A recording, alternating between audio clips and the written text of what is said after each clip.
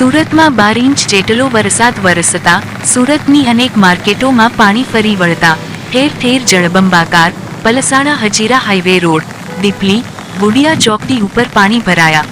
વરસાદી પાણીના નિકાલ થાય તે જગ્યા ઉપર માટી પુરાણ કરી વિશાળ જીએસઆરટીસીનો ડેપો અને ઉમિયાધામ સંકુલના માટી પુરાણને કારણે જીયાવ, સોનેરી, બુડિયા રોડ, વેસ્તાન વિસ્તાર જળબંબાકાર અને જ્યાં કદી પૂર નથી આવતું તે જગ્યાએ માનવ સર્જિત પૂર આવ્યું છે.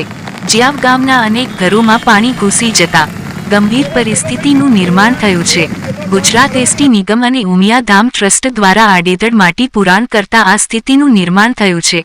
100 વર્ષમાં પ્રથમવાર આવી સિટી થઈ છે, જેના માટે કોને જવાબદાર ગણવું?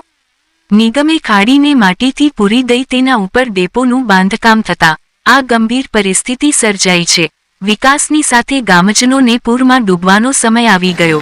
હાઈવેની મહત્તમ ઊંચાઈને પણ આંબીને માટી પુરાણ થયું છે, જેનું ગંભીર પરિણામ ગામજનો વેઠી રહ્યા છે.